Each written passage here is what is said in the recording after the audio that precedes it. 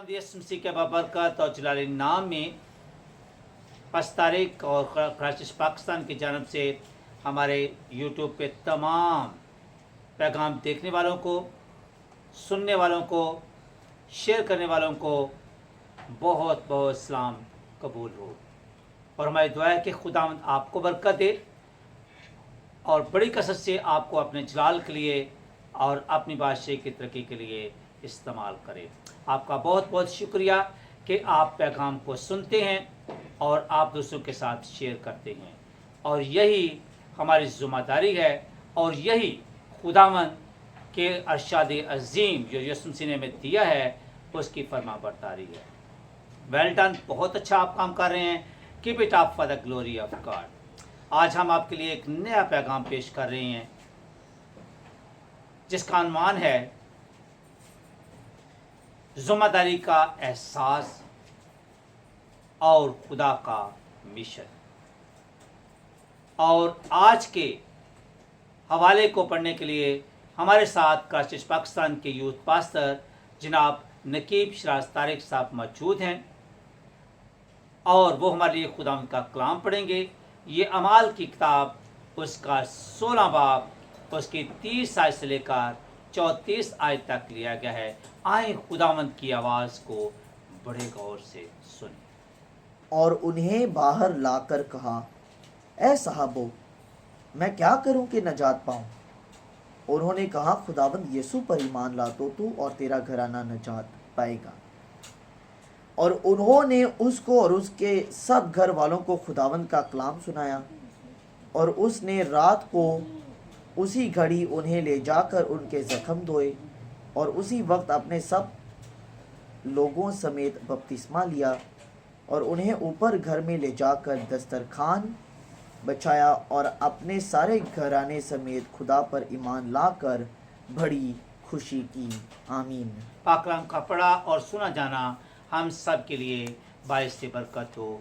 खुदा का शुक्र हो। मेरे अज़ीज़ों, आज के इस हवाले में आपने सुना है कि खुदा का खादम मुक़द्दस पौलुस रसूल और उसके साथ उसके साथी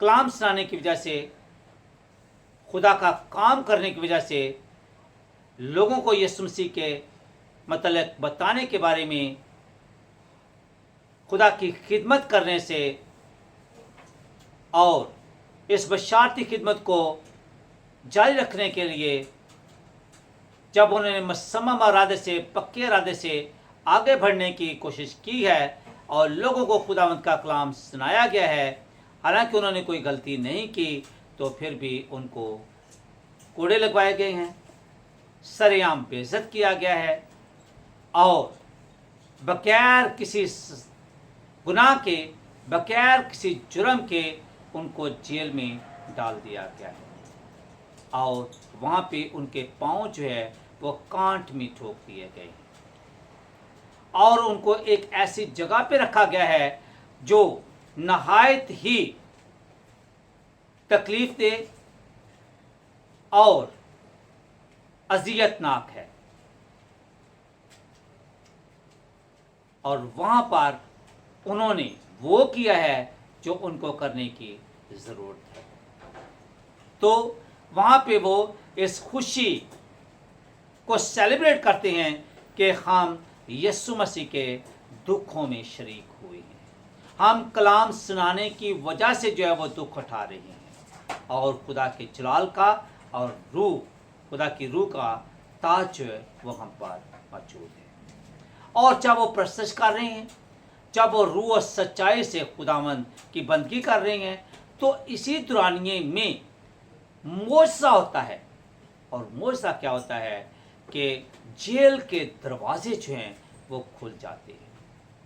और आप सबको मालूम है कि जब जेल के दरवाजे जो हैं वो खुलते हैं तो क्या होता है, लोग वहाँ से भाग निकलते हैं, लोग वहाँ से जो है फरार हो जाते हैं और इसकी सारी जिम्मेदारी जो है वो उसके इंचार्ज पर आती है। जेलर पर आती है, दरोगे पर आती है। अब जबकि दरोगे ने इस माशरे को देखा है, इस वाक़या को देखा है, इन हालात को देखा है, तो उसने बचाए कि इस बात की पूछगिछ की जाए, बचाए कि इस पर गौर खौज किया जाए, उसने क्या किया है कि तलवार लेकर अपने आप को ख़त्म करने की कोशिश की है। लेकिन एक मसीही रवैया जो है, एक मसीही बर्ताव जो है, एक मसीही एटीट्यूड जो है, वो उसके शागिर्दों ने पेश किया है और कहा है कि आप अपने आप को दुख ना दें, आप अपनी ज़िंदगी का खात्मा ना करें, और हम मसीही किसी को दुख देने के लिए नहीं, हम किसी की जान नहीं लेना चाहते। हमारा खुदावंद जो कहता है कि मैं इसलिए उनका सब जिंदगी पाएं, और हमारा खुदावंद बयान करता है कि वो किसी की हलाकत नहीं चाहता, बल्कि चाहता है कि सब की तौबा तक नौबत पहुंचे और आप जिस्मानी और रूहानी मौत से बच जाएं। आप जो है उस दरोगे को इस बात का एहसास है, एहसास ज़िम्मेदारी, कि मैंने ये गुनाह किया है। वो गुनाह के रिजल्ट से जो है, उसके नताइज से जो है वो वाकफ़ है। जैसा कि रोमियो के ख़त उसका 6 बाब उसकी 23 आयत में लिखा हुआ है कि गुनाह की मजदूरी मौत है।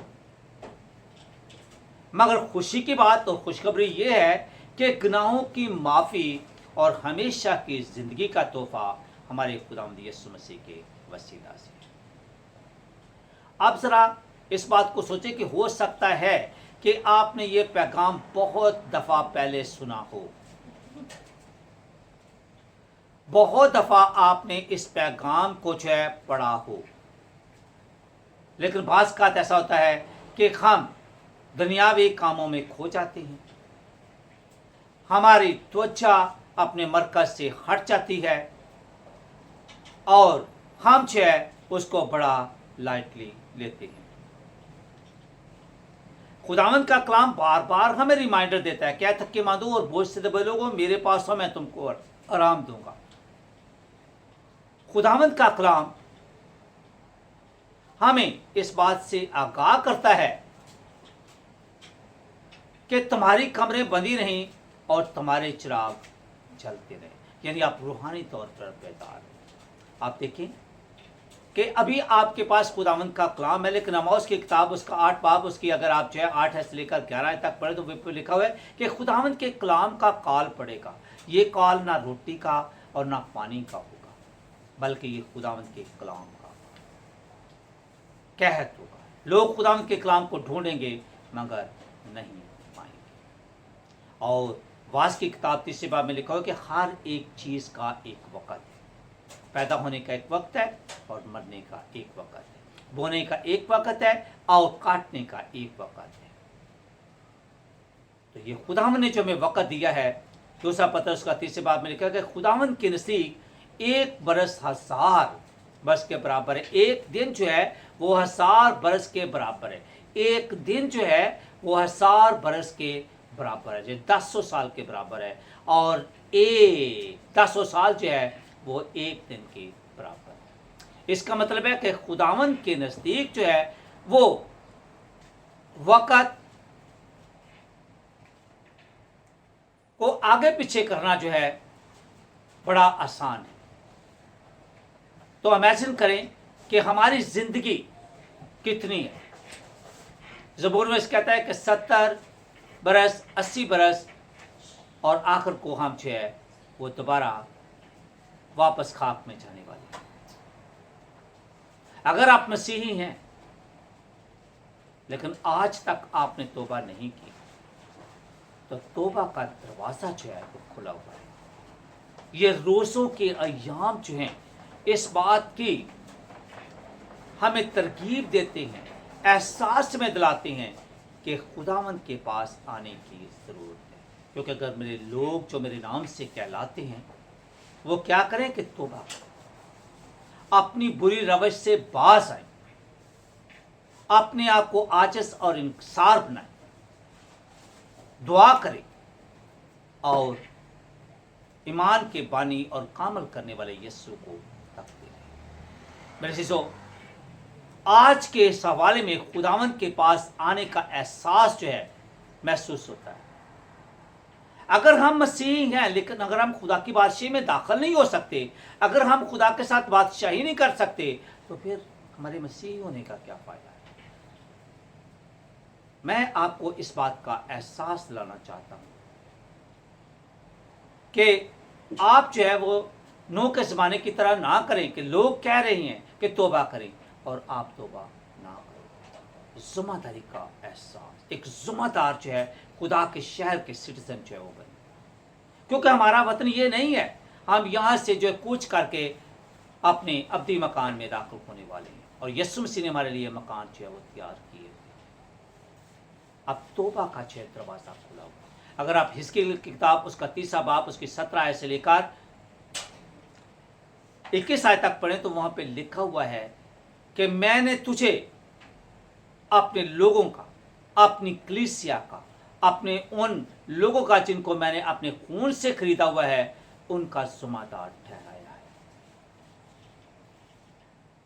अगर तूने बता दिया कि गुनाहगार तू गुनाह कर रहा है, ये तौबा का रास्ता है जिसमें वो कहता है कि यीशु मसीह जो राह, हक और ज़िंदगी है, और अगर वो अपने गुनाह से तौबा करके वापस आ जाता है, खुदावंद को पहचान लेता है, खुदावंद के कदमों में गिर जाता है, उसको इस बात का एहसास हो जाता है कि गुनाह की मजदूरी का क्या है।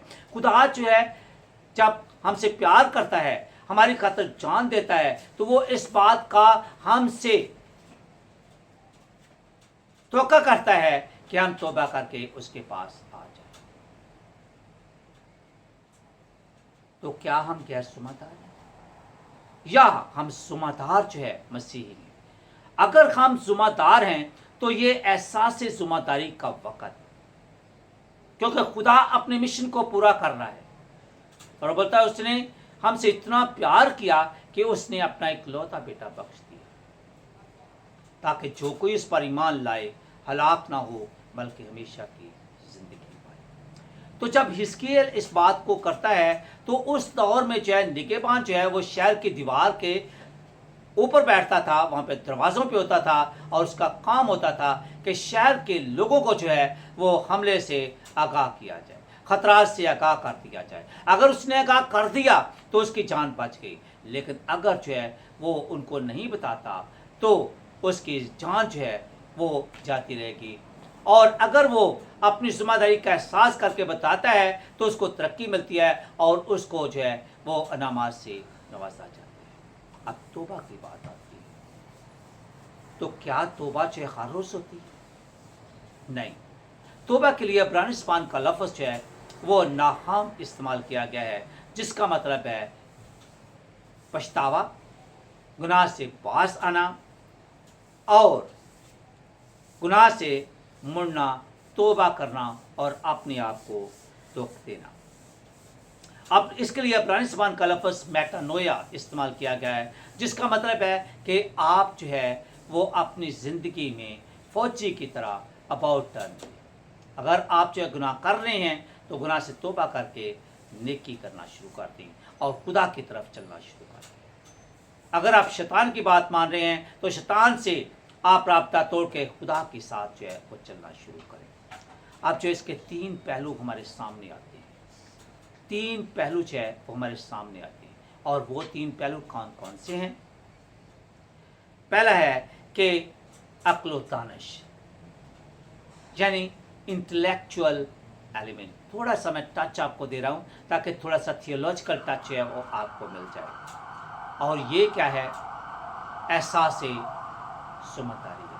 आप एक जो है वो अशरफुल मखलूक़ात हैं, आप अक्ल रखते हैं, आप खुदा की जो शक्लो शबीह पर बनाए गए हैं। खुदा ने आपको अपने इमेज पर क्रिएट किया है और जब आप फैसला कर सकते हैं, आपको अच्छे और बुरे में तमीज़ करने का पता है, तो इस बात की ज़रूरत है कि हम सोचें। एक दफ़ा का जिक्र है कि एक आदमी था, उसका एक पड़ोसी था, और पड़ोसी के घर में जो है वो नारियल का दरख्त था। अब नारियल का दरख्त जो है, उन्होंने जो है वो दुआ की, और खुदा ने क्या किया, उन पर रहम किया, और उस नारियल के दरख्त पर जो है वो नारियल लगने लगे। और एक दिन ऐसा हुआ कि उसने वो नारियल जो है वो तोड़ा, उसको खोला, और उसमें से सोने के सिक्के जो है वो निकले। आप जो है वो दिन ब दिन जो है वो जब नारियल में से सोने के सिक्के निकलते हैं, उसको बेचते हैं, तो वो अमीर होते जाते हैं। अब उसका पड़ोसी जो है वो अपने तरीकाकार से, अपने जो है वो मक्कार रवैये से, अपनी अकल को, सियासत को इस्तेमाल करते हुए क्या करता है कि उनसे नारियल लेता है, उसको खरीदता है, और क्या होता है कि उसमें से देखता है, बोलता है ये कैसे अमीर हो गए, और उसको पता चलता है। लेकिन जब वो नारियल खरीदता है तो उसमें से सिक्के नहीं निकलते। वो तौबा करता है, और तौबा करके उसको बताता है कि मैंने मक्कारी का, मैंने अपनी अकल का, अपनी सियासत का इस्तेमाल किया और तुझे बर्बाद करने की कोशिश की, लेकिन खुदावंद तेरे साथ है। इसलिए जो है ज़रूरत इस बात की है कि हम जो है, अगर हमने अकली तौर पर कोई गुनाह किया है और खुदा के कलाम को या खुदा की आवाज़ को नहीं सुना, तो हम अपने गुनाह से मुड़ें। दूसरा है कि इमोशनल, जज्बाती जो है वो रवैया, इसमें क्या होता है कि बाज़ का जो है हम बहुत ज़्यादा जज्बाती हो जाते हैं, और जज्बात में आकर कहते हैं कि हम खुदा की बात को नहीं सुनते, अगर उसने हमारी बात नहीं सुनी तो हम भी उसकी बात नहीं सुनते। देखिए, खुदा हमारा बाप है, वो बोलता है कि मैं तेरा उठना बैठना चलना फिरना सब कुछ जानता हूँ, क्योंकि मैंने तुझे आगे पीछे से घेर रखा है। वो हमसे बेहतर जानता है, और वो हमसे प्यार करता है। वो नहीं चाहता कि हम घड़े में घिर जाएं, हमारी तबाही हो, बर्बादी हो, बल्कि वो हमारी अच्छाई चाहता है, वो हमारी बेहतरी चाहता है, और वो हमें बुलाता है, कहता कि मदोर बोझ बोलो को मेरे पास आओ, मैं तुमको आराम दूंगा। वो अमन का शहज़ादा है, और वो हमारी ज़िंदगी में आकर हमें सुकून बख्शना चाहता है। अब जो है तीसरी बात है कि वायु के खिलाफ वर्जी जो है, कि हम इसको बोलते हैं वायोलेशनल एलिमेंट। ये क्या है? ये वो है जिसमें हम गुनाह करते हैं और हमें एहसास होता है, जो आज के इस हवाले में अमाल की किताब उसका 16 बाब उसकी 30 से लेकर जो 34 आयत तक हुआ है, कि उसने बोला मैं क्या करूं कि नजात पाऊं। अब खुदा का मिशन ये है कि मैं खोए हुओं को ढूंढने और नजात देने के लिए आया हूं। खुदा ने जो है आपको मौका दिया है, और नैनवा के लोगों ने उसका मौका भरपूर तरीके से जो दिया गया है उसका फ़ायदा उठाया है।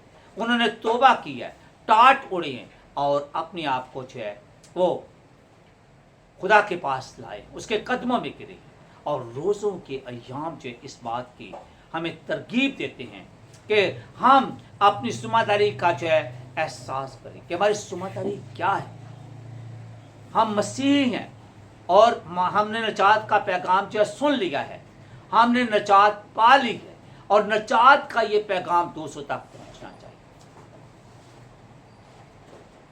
क्या हम इसी चक्कर में पड़े रहेंगे कि आज तो गुनाह किया, कल तौबा कर ली, कल गुनाह किया, फिर उसके बाद तौबा कर ली, और ये चक्कर चलता रहे? नहीं, तौबा एक बार आपने तौबा कर ली है, अब खुदावंद के साथ चलना जो है वो शुरू करें। अब सोचने वाली भी ये बात है कि हम जो है क्यों इस बात की मनाती करें। खुदावंद का कलाम हमें क्यों इस बात की तरगीब कर देता है कि हम जो है वो उसके कलाम की जो है मनाती करें।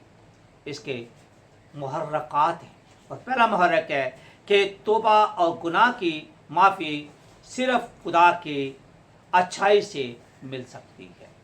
नंबर 2, ये खुदा के प्यार से मुमकिन है।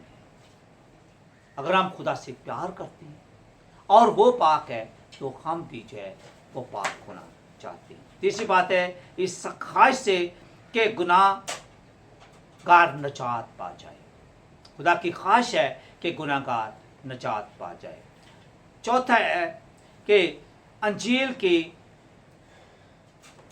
आलमगीर मनादी की ज़रूरत है। पांचवा है कि गुनाह की मकर्रा सज़ा जो है वो मौत है और लोगों की रूहानी और जिस्मानी मौत ना हो। अब इसका छठा जो है रूहानी जिंदगी की उम्मीद और रूहानी जिंदगी में बेदारी का एहसास।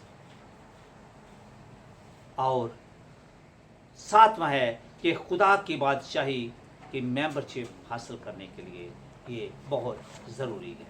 अब मैं इसको कंक्लूड कर रहा हूँ और कंक्लूड करते हुए मैं इस बात को जो है दोहराना चाहता हूँ कि तौबा अपनी आज़ाद मर्जी से की जाती है। ये एहसास ज़िम्मेदारी और गुनाह की सज़ा को जानने के बाद होता है। तौबा दिल से उठती है, तौबा होंठों से तो नहीं की जाती।